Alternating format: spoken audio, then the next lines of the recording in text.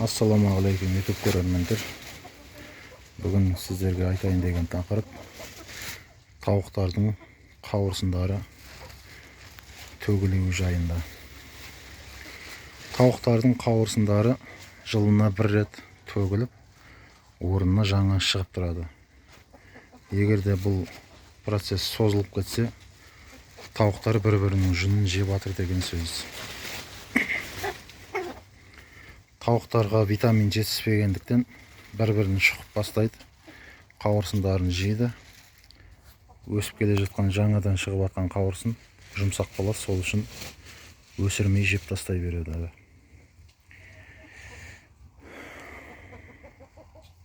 Бұларға витамин берген жағдайда да ол жалғаса береді, әдетке айналып қалады.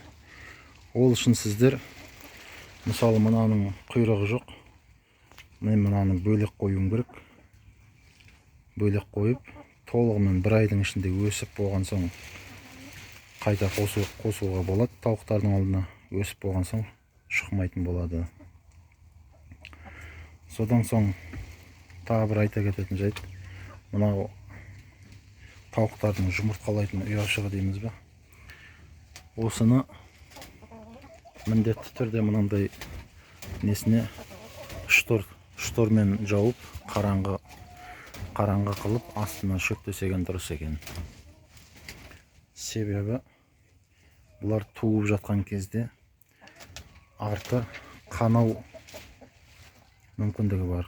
Кейбіреулерінде қанап кетсе, оны бір тауық көрсе, міндетті түрде оны шоқып, ары қарай үлкейтіп жібереді жарасын. Сол үшін мынандай бөлмені осылай қараңғылаған дұрыс. Айтпасам, туып жатқан кезде артын шұқып, одан ары жарасын үлкейтіп, тіпті өлімге де алып келеді. Қазір менде 3 тауығым қауырсындары шықпай жатыр. Оларды бөлек қойып қойдым. Ар жақта бұйыртса, енді шығып келе жатыр. Сол үшеуін өсіп болған соң қайта осылардың қасына қосамын. Айтайын деген сол, ағайын. Арнаға тіркеліп, лайк басып, өз пікірлеріңізді комментарияға қалдырыңыздар. Бүгінге осы. Амандықта жүздескенше.